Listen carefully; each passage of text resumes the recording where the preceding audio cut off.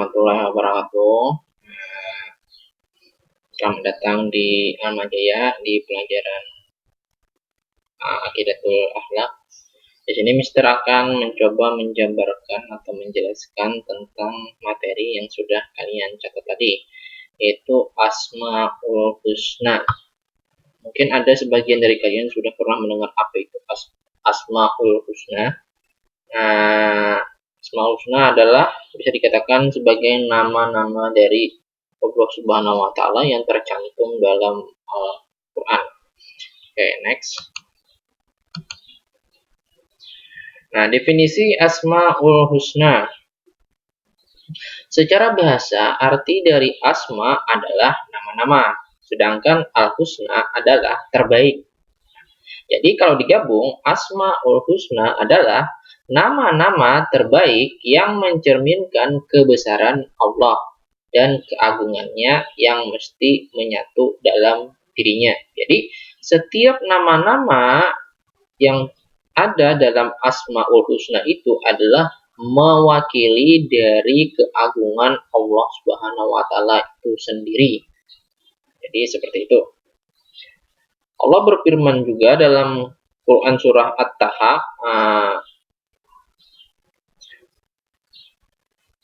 yang artinya Allah tiada Tuhan selain Dia, baginya nama-nama terbaik. Jadi nama-nama yang ada dalam Asmaul Husna itu adalah nama-nama terbaik. Jadi seandainya di antara kalian ada namanya yang mengandung nama dari Allah Subhanahu wa Ta'ala, maka itu merupakan nama-nama terbaik.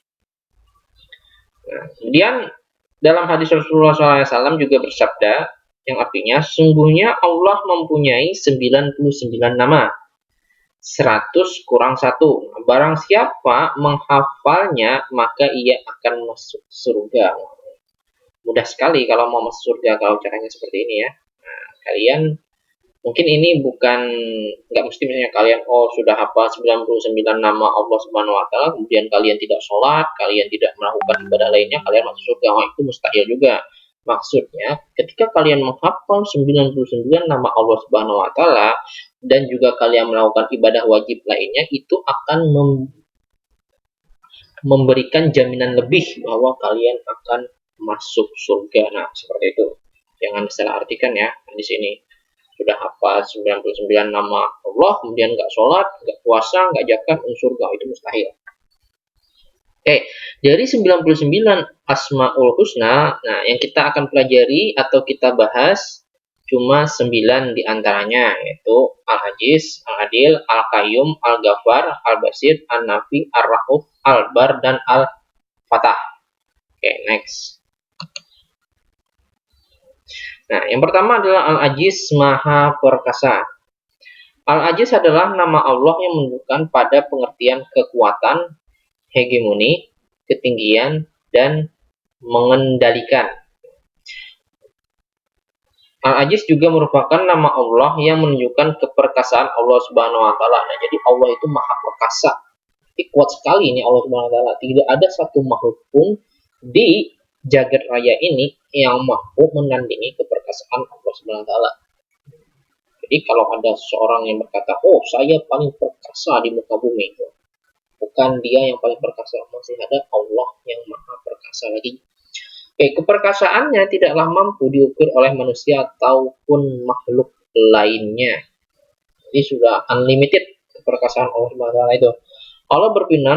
Allah berfirman dalam Quran surah Yasin ayat 1 sampai 5 yang menunjukkan bahwa dirinya yang memiliki maha keperkasaan dan maha kasih sayang. Itu yang artinya, wahai Yasin Muhammad, demi Al-Quran yang penuh hikmah, sesungguhnya engkau sungguh adalah termasuk para rasul yang berada di atas jalan yang lurus, yang diturunkan oleh Allah yang maha perkasa dan bijaksana. Nah, seperti itu. Good, next. Kemudian nama selanjutnya yaitu Al-A'dal atau Maha Adil. Kata Adal di dalam Al-Quran memiliki aspek dan objek yang beragam, begitu pula pelakunya. Keragaman tersebut mengakibatkan keragaman makna al-adl atau keadilan. Jadi maksud adl ini memiliki makna yang beraneka ragam. Nah, menurut peneliti M. Quraish Shihab bahwa paling tidak ada 4 makna keadilan itu sendiri. Yang pertama, adl di dalam arti sama. Artinya semua makhluk hidup itu di mata Allah Subhanahu wa taala posisinya sama. Gak ada yang lebih hebat, gak ada yang lebih buruk, gak ada yang lebih tinggi, gak ada yang yang lebih rendah. Nah, seperti itu. Kemudian yang kedua, ada di dalam arti seimbang. Nah, jadi Allah Subhanahu wa taala menciptakan segala sesuatu di muka bumi ini seimbang berdasarkan takarannya atau kebutuhannya. Bukan berarti maksudnya objek ini lebih sedikit daripada objek ini. Berarti tidak seimbang. Bukan. Berarti objek yang lebih banyak itu lebih diperlukan ketimbang objek yang lebih sedikit ini. Contoh sederhananya, tanah di muka bumi ini lebih sedikit daripada jumlah berlian di muka bumi ini. Nah, kenapa? Itu tidak adil. Bukan tidak adil. Karena tanah lebih diperlukan oleh makhluk hidup ketimbang berlian. Nah, bayangkan kalau di muka bumi ini posisinya terbalik. Tanah lebih sedikit daripada berlian. Gimana kalian nanam tanaman? Mana bisa tanaman tumbuh di berlian kan? Nah, jadi analoginya seperti itu. Jadi segala sesuatu di muka bumi ini diciptakan Allah seimbang berdasarkan takarannya atau kebutuhannya. Yang ketiga, adil dalam arti perhatian terhadap hak-hak individu dan memberikan hak-hak itu kepada setiap pemiliknya. Nah, jadi setiap makhluk hidup di muka bumi ini memiliki hak-haknya masing-masing. Makanya itu dalam Al-Quran sudah pasti dilarang mengambil hak orang lain. Nah, berarti kalian telah berlaku tidak adil terhadap orang lain. Nah, merampas keadilan yang telah diberikan oleh Allah Subhanahu wa taala kalau kalian mengambil hak orang lain. Masing-masing makhluk hidup punya hak-haknya masing-masing. Ada yang diberikan hak besar, ada yang diberikan hak sedikit. Ada yang lebih kaya, ada yang lebih miskin. Itu bukan berarti tidak adil. Orang yang lebih kaya, maka dia memiliki hak harta yang lebih banyak, kewajibannya juga lebih banyak. Orang yang lebih miskin, dia memiliki hak kekayaan yang sedikit, tapi kewajibannya pun sedikit. Nah, jadi dan juga pemberian hak itu disesuaikan oleh takaran makhluk hidupnya. Nah, jadi sudah diperlakukan ini seimbang oleh Allah Subhanahu wa taala. Seperti itu. Keempat, adil di dalam arti yang dinisbahkan kepada Allah. Nah, artinya memelihara kewajaran atas sesuatu. Nah, jadi segala sesuatu yang di muka bumi ini selalu memiliki batas kewajarannya. Tidak ada satupun yang mampu melewati batas kewajarannya. Contoh sederhananya,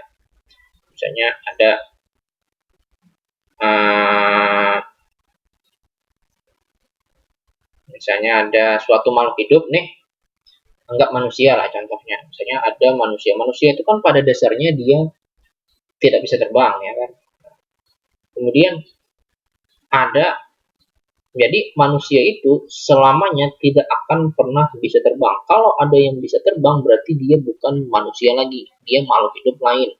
Jadi kewajaran manusia yaitu bergerak dengan cara berjalan kaki, bukan terbang. Nah, seperti itu.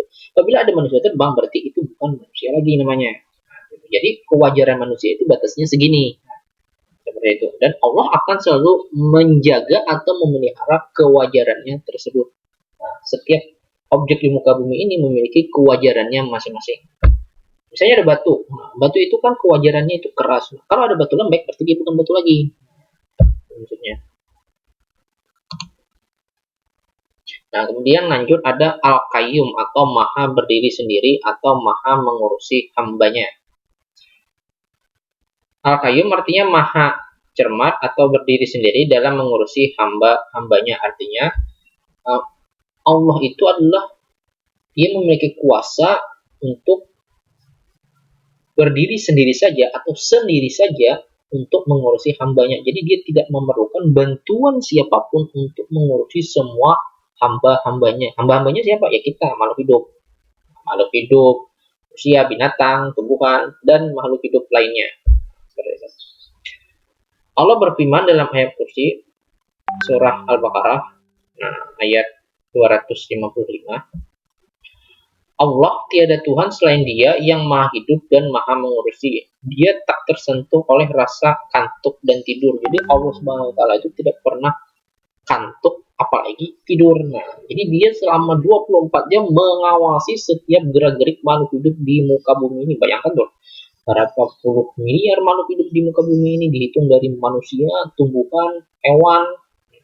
Itu setiap makhluk hidup di muka bumi ini itu terlihat oleh penglihatan Allah Subhanahu wa taala. Nah, selama 24 jam. Betapa luar biasanya.